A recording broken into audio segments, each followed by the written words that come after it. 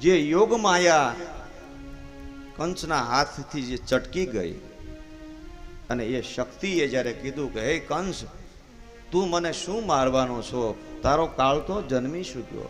અને ત્યારથી કંસને રાત્રે નિંદ્રા નથી આવતી. સભા બોલાવી અને વાત કરી કે હવે શું કરવું. ત્યારે એની બેન પૂતના આવે છે અને પૂતના કહે કે ભાઈ કઈ ચિંતા કરવાની જરૂર નથી. હું આપણા આ વ્રજમંડળની અંદર હમણાં જ નીકળું છું અને જે જે તાજા જન્મેલા બાળકો એ બધાને મારા સ્તનપાનથી હું એને મારી નાખીશ.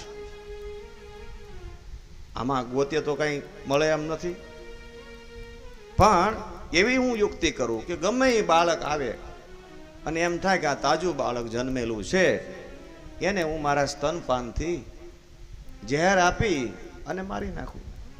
તારું કામ પૂરું થઈ જાય. રોગ અને શત્રુને તો ઉગતા જ ડામી દેવો જોઈએ. અને એવી યુક્તિ કંસને ગમી. એટલે આ બાજુ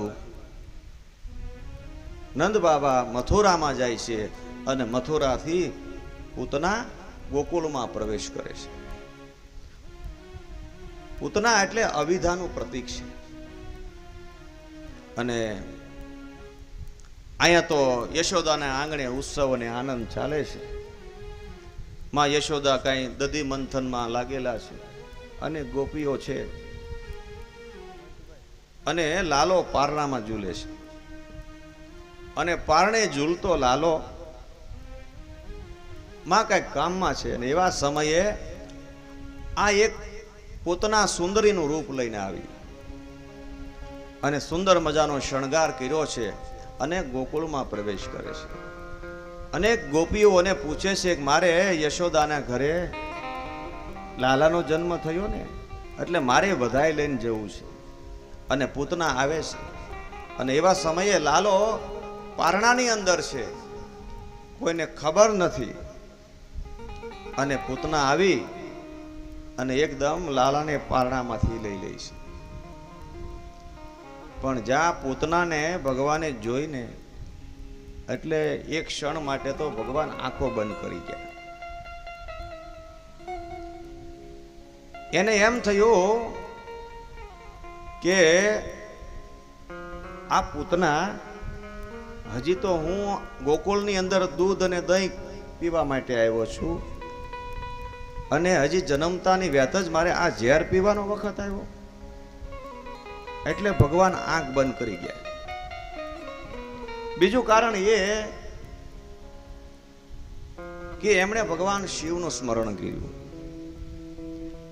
કે હવે આ ઝેર પીવાનો તો જે અનુભવ છે એ મહાદેવને છે.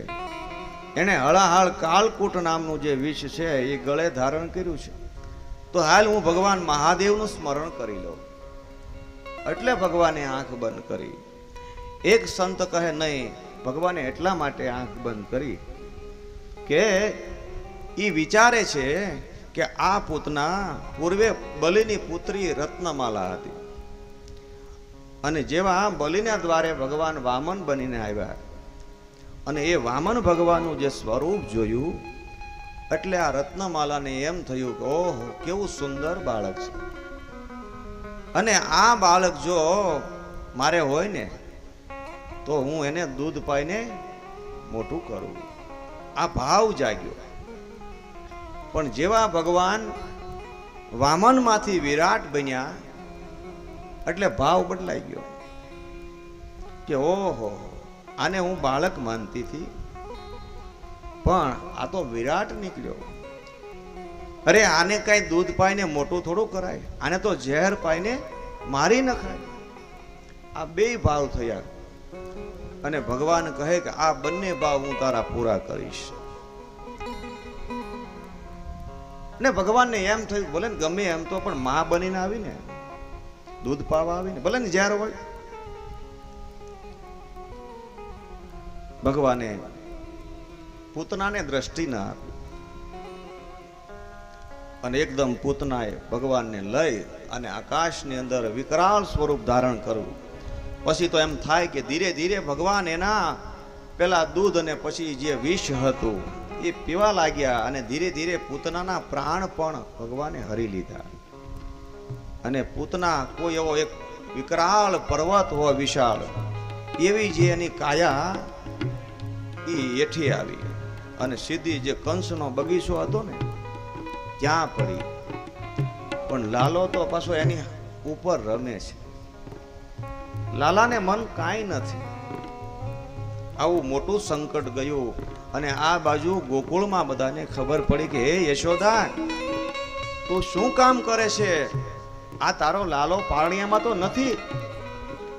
અને એકદમ માં આવી અને એકદમ આફળી ફાફળી, અરે મારો લાલો ક્યાં ગયો?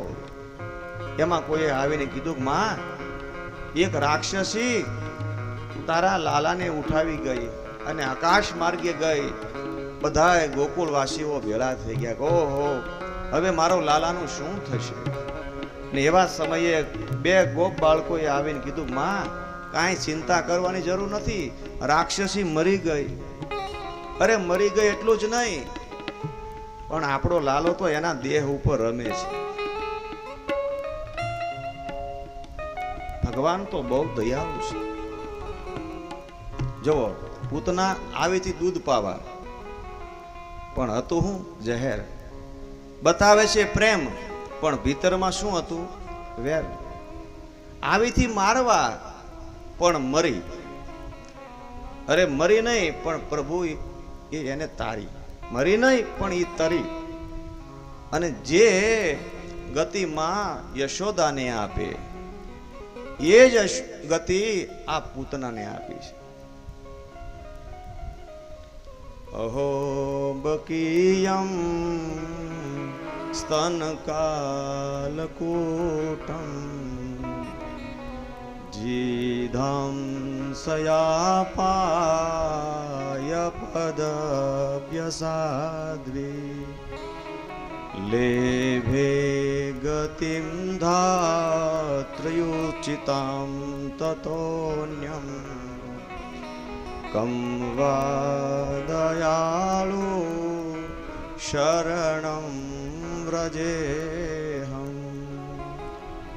કમ વા દયાળુ શરણમ વ્રજેહમ.